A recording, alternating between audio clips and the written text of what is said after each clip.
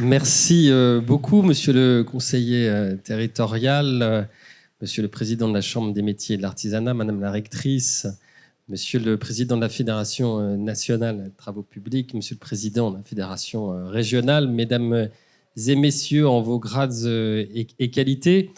Je dois dire que c'est un plaisir d'être là parmi vous ce matin. J'ai conscience que ça faisait longtemps que vous travailliez sur ce sujet.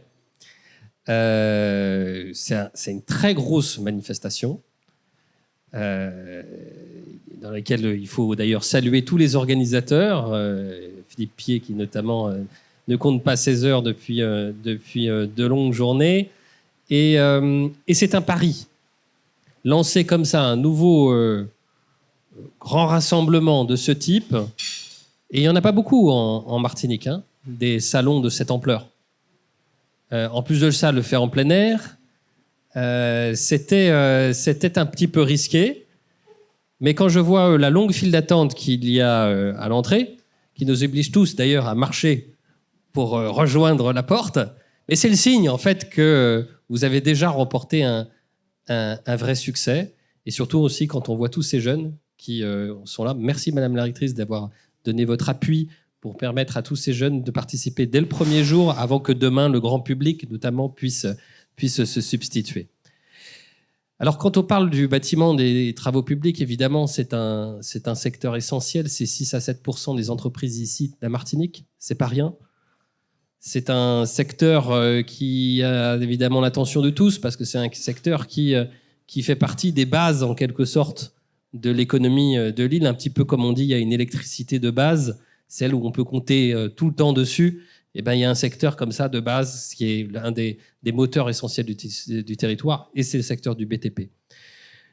On connaît la situation du BTP ici en Martinique. Elle est difficile, elle est compliquée. De tous les secteurs d'activité, c'est probablement celui qui souffre le plus en ce moment, avec le secteur peut-être du transport. Voilà. Je ne vais pas égrener les chiffres, mais vous les connaissez sur la baisse d'activité.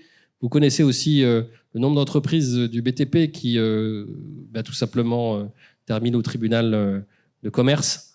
Et en ce moment, la tendance est effectivement préoccupante. Série, évidemment, de raisons qui expliquent cela. À la fois la commande, bien entendu, avec également des délais de paiement qui, on l'a rappelé, qui peuvent être longs, trop longs. Et puis aussi des évolutions qui inquiètent. Je pense au MACF, les mécanismes d'ajustement à la frontière, qui ici est une vraie problématique et qui renchérit le coût de la construction. Et puis en plus, comme malheureusement votre serviteur se pique de devoir fixer tous les mois le prix des carburants, et que la prochaine échéance, je rappelle, c'est le 1er avril, je suis heureux de ne pas recevoir trop de tomates ce matin, peut-être parce qu'il n'y a pas suffisamment de tomates en ce moment, mais bon, j'ai eu l'occasion hier de pouvoir recevoir l'ensemble des acteurs économiques pour aussi une opération de transparence, pour donner quelques visibilités au secteur en amont. Mais oui, la Martinique n'est pas seule au monde. Elle n'extrait pas de pétrole. Elle consomme du pétrole importé.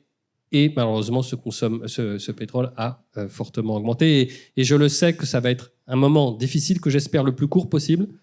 Un moment difficile parce que les premiers consommateurs de gazole, et c'est bien le gazole qui va augmenter fortement, ce sont les entreprises du BTP, du transport également. Et évidemment, on sera là pour vous accompagner. Mais pour autant, malgré ce paysage qui peut paraître un peu sombre, il y a aussi un secteur exceptionnel qui a des perspectives gigantesques devant lui. D'abord, nous avons dans les mois qui viennent, dans les 2 ans qui viennent, un vrai coup d'accélérateur des opérations de construction en termes de logement social, que ce soit réhabilitation ou construction.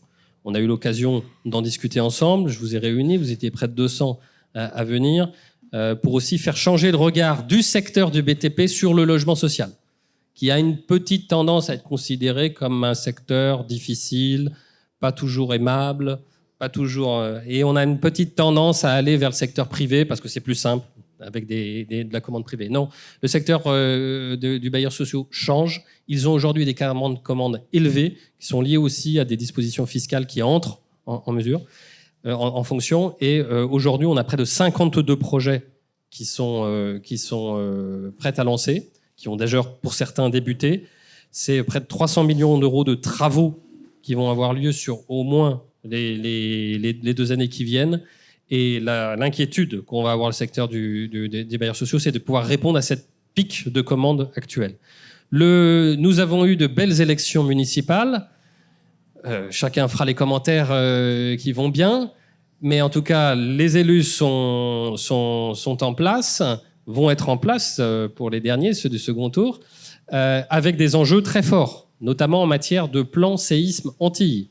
C'est-à-dire que nous avons en magasin beaucoup d'élus, je le dis, beaucoup d'élus qui vont avoir des travaux de mise aux normes de leurs écoles. Et c'est pas rien. Et comme ils ont peut-être un peu attendu de voir ce que donneraient les élections municipales, ils vont tous arriver assez vite.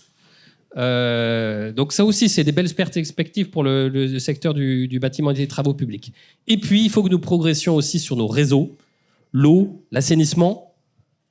Je suis préoccupé parce que, comme vous le disiez d'ailleurs très bien, Monsieur le Président, ce que vous avez besoin, c'est surtout de régularité.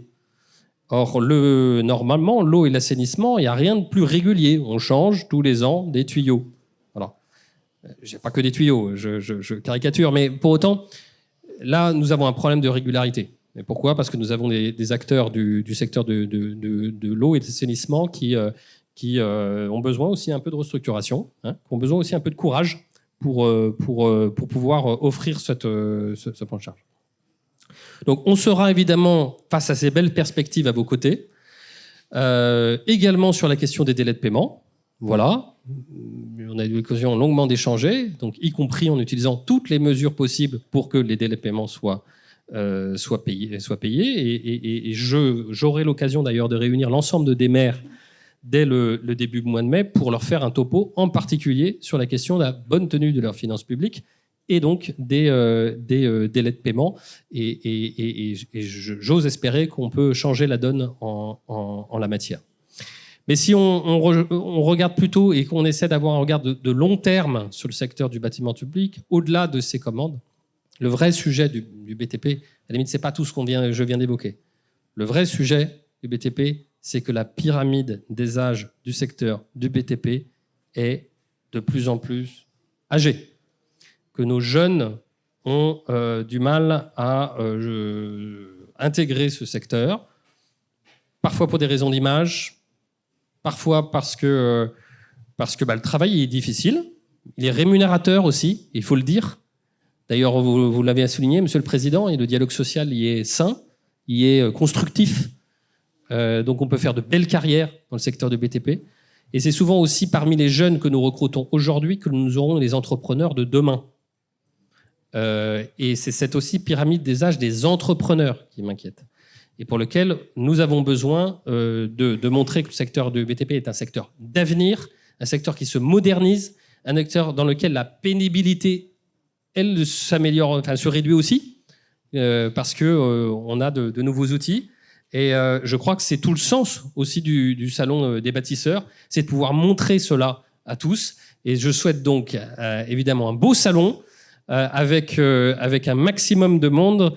Je ne sais pas comment vous allez faire avec les parkings, mais bon, vous allez vous débrouiller. Mais par contre, voilà, il va y avoir forcément plein de gens qui vont venir, et c'est tant mieux. Donc très beau salon à tous, bravo aux organisateurs et merci.